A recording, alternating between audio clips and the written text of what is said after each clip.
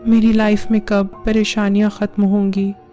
हमने कराची में गुलशन के पास घर लिया था। ये 2010 की बात है। मेरा नाम कौसर हमीद है। उस टाइम मेरी एज 20 साल थी। मेरे अब्बा ने रेंट पर वहाँ एक घर लिया था। वो घर काफ़ी पुराना था मगर रेंट कम था।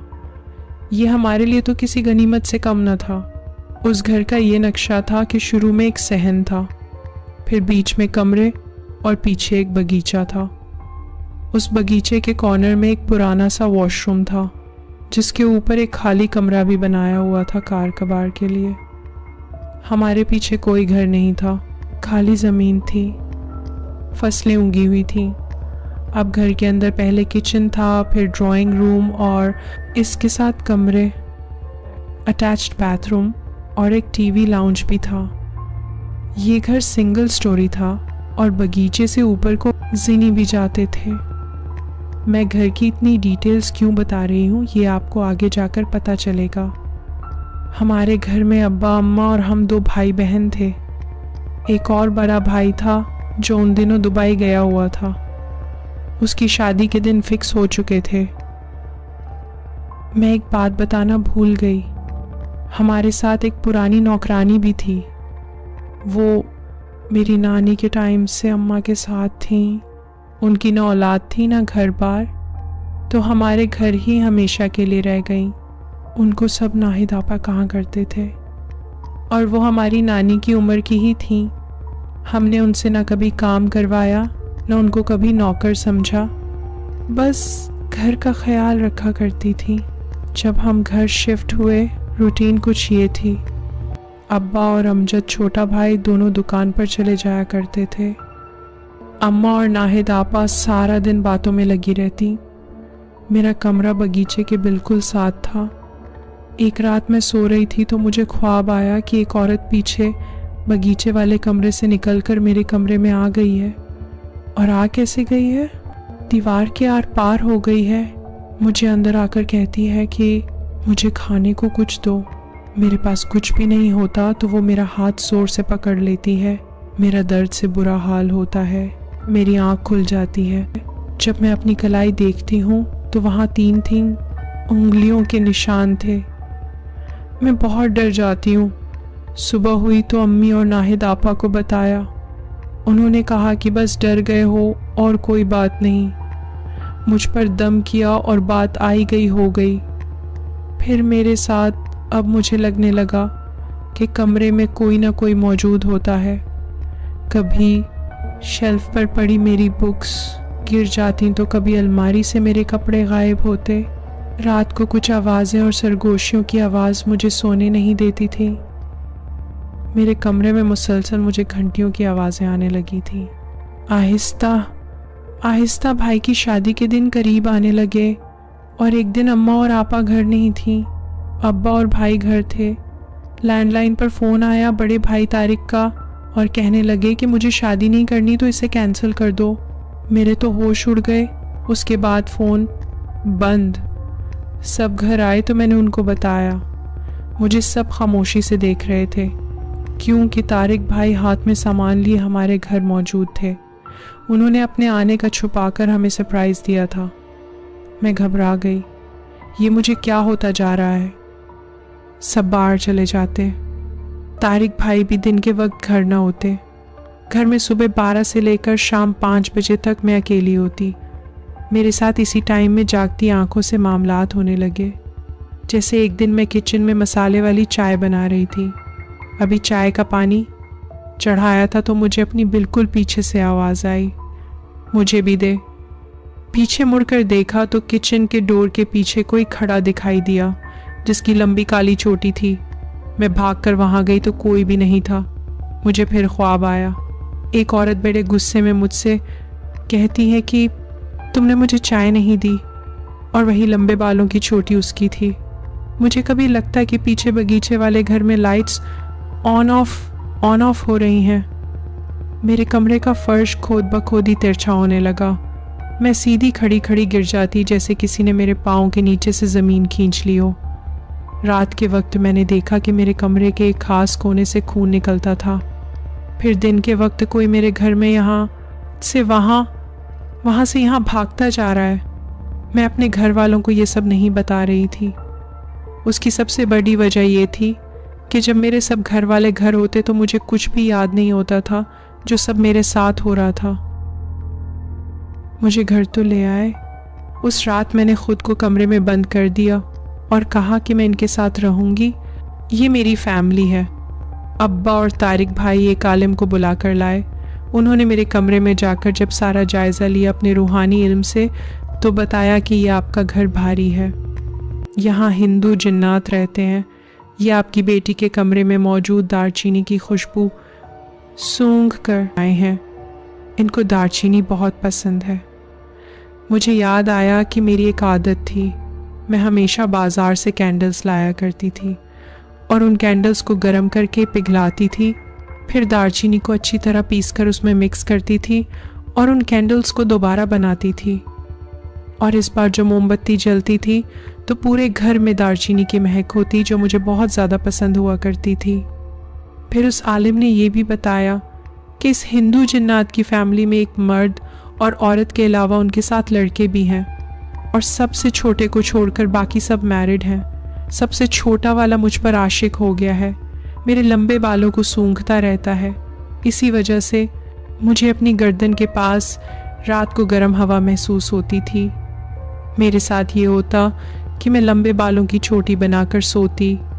सुबह उठती तो सारे बाल मेरे खुले होते थे। उन्होंने मज़ीद कहा कि आप जितना जल्दी हो सके ये घर छोड़ दें और इस घर में नई दुल्हन को भी ना लाएं। अम्मा, अब्बा और बाकी घर वालों के लिए नई मुश्किल पैदा हो गई थी। उन्होंने ये भी कहा कि वो जिन मेरा खून कई दिनों से पी रहा है, इसीलिए मेरे अंदर खून की कमी हो गई है। शादी में सिर्फ 1 हफ्ता रह गया था और फिर वो हुआ जिसकी किसी को उम्मीद नहीं थी। हमारे घर के अंदर मिट्टी का तूफान आया, आंखों में मिट्टी जाए और मैं अपने कमरे के वॉशरूम में ऐसे लॉक हो गई कि लाख कोशिश के बावजूद भी लॉक नहीं खुला और फिर दरवाज़ा तोड़ना पड़ा। मुझे सारे जिस्म में चुभन होने लगी। भाभी के लिए जो गोल्ड का सेट बनाया था वो भी गायब हो गया। घर में वो चीज़ें सिर्फ मुझ पर ही अटैक कर रही थीं। कुरान पाक की तिलावत रोज़ाना होती थी, लेकिन अब दिन में 2 बार होने लगी, सुबह और शाम। मेरे पूरे जिस्म पर छोटी छोटी गिल्टियाँ निकल आई थीं। मैं अपने ही जिस्म के दर्द में रात के वक्त उसे चबाने लगी थी। अब्बा का अचानक एक्सीडेंट हो गया। एक के बाद एक बुरी हालत होती गई। रात के वक्त घर से सांप निकलने लगे। हमारे बर्तन आधी रात को उड़ उड़ कर गिरते थे। हर कोई खौफ के आलम में था। फिर शादी से 4 दिन पहले हमने तंग आकर घर बदल लिया। वो गंदी चीज़ें मुझे उस घर से निकलने नहीं दे रही थी। नए घर में वो जिन मुझे मेरे ख्वाबों में आकर डराने लगा। इतनी मुश्किल से तारिक भाई की शादी हुई। गोल्ड का सेट और कंगन कुछ भी नहीं मिला। इतनी टेंशन में भाभी को निकाह करके लाए और मैंने शादी बुर्का पहनकर अटेंड की क्योंकि मेरी हालत बहुत बुरी थी। भाभी आ गई, लेकिन मेरा पीछा उस खबीस ने नहीं छोड़ा। मुझे अब ब्लड वॉमिटिंग्स होने लगी थी। कभी मेरा पखाने बंद हो जाता और पखाने वाली जगह पर बालों का गुच्छा उग आया जो बहुत तकलीफ़ देता, और मैं शर्म के मारे किसी को बता भी नहीं सकती थी।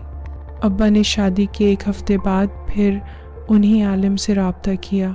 उन्होंने कहा कि मुझे घर से दूर किसी खाली और वीरान मकान में अकेले शिफ्ट किया जाए, वहाँ मेरा उतारा होगा। ऐसा कहा जाता है कि जिस जगह उतारा हो वहाँ नहीं रहना चाहिए।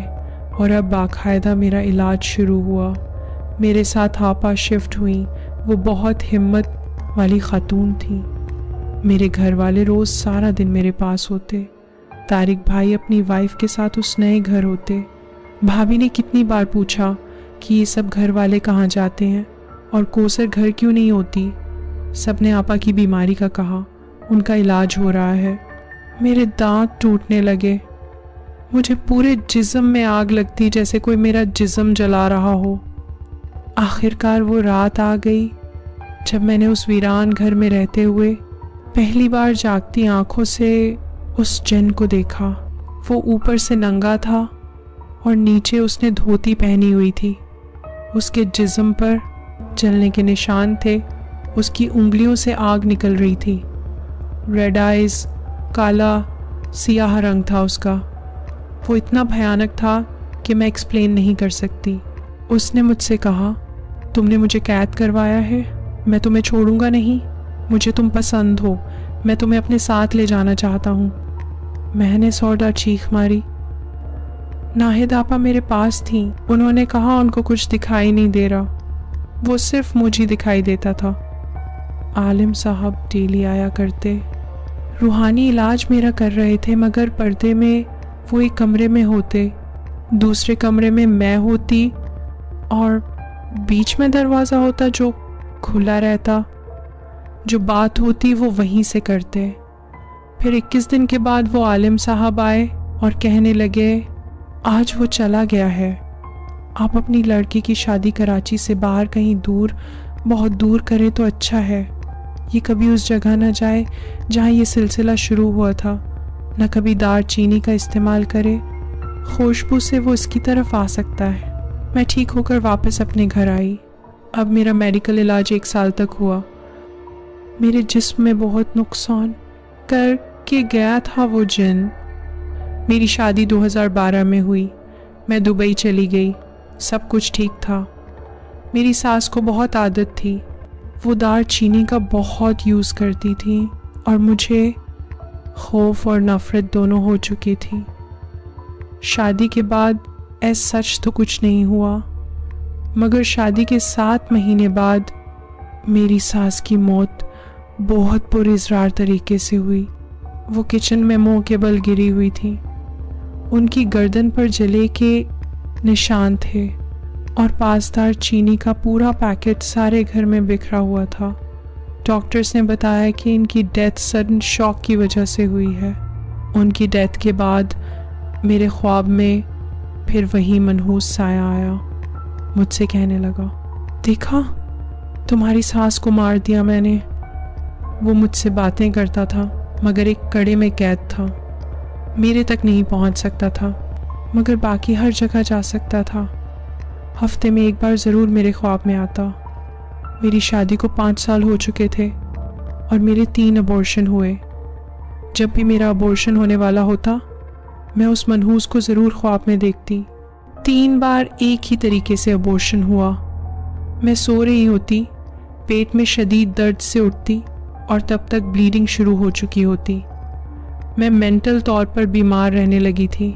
हमने फिर उसी आलिम से दोबारा कांटेक्ट किया। उन्होंने कहा कि वो कड़े में बंधा हुआ है, मगर जब मैं हिसार करना भूल जाती हूँ तो उसी वक्त वो ताकतवर हो जाता है और कोई मौका हाथ से जाने नहीं देता। कभी मैं भूल जाती थी हिसार करना और उसी कमज़ोर लम्हे में वो मुझ पर अटैक करता। वक्त यूं ही गुजरता गया। जहाँ पहले वो हफ्ते में एक बार आता था, अब महीने में एक बार आने लगा, क्योंकि मैंने हिसार करना बहुत पक्का मामूल बना लिया था। शायद ही कभी भूलती, तभी वो मेरे ख्वाब में आता। कोविड में मुझे बेटा हुआ और उसके बाद एक बेटी। बेटा अब 5 साल का हो गया है। मैं उसी दुबई वाले घर में रहती हूँ। अब मेरा बेटा मुझसे कहता है, मामा अंकल, मामा अंकल। कभी उसी अपार्टमेंट के किसी कोने में तो कभी किसी और कोने में, और जो हुलिया वो बताता है वही उस शैतान जिन का है। मैं बदगुमानी नहीं करती, मगर मैं इतनी परेशान थी कि कुछ वक्त पहले मैंने जानबूझकर हिसार किए बिना सो गई। उसी वक्त वो जिन मेरे ख्वाब में आया और मुझसे कहने लगा, जब तक ये आलिम जिंदा है मैं कायद हूँ। जिस दिन ये मर गया मैं आज़ाद हो जाऊँगा और तुम्हारे पास हमेशा के लिए आ जाऊँगा। ये बात मैंने अपने हस्बैंड को सब बता दी हुई है। अब्बा अम्मा को घर फ़ोन किया तो पता चला कि आजकल वो आलिम बहुत बीमार है। उनकी उम्र 80 साल है। अल्लाह उन्हें सेहत वाली ज़िंदगी दे। मैं अभी खौफ में जी रही हूँ, बहुत परेशान हूँ। आप सबसे दुआ है कि मेरे लिए ख़ास दुआ करें।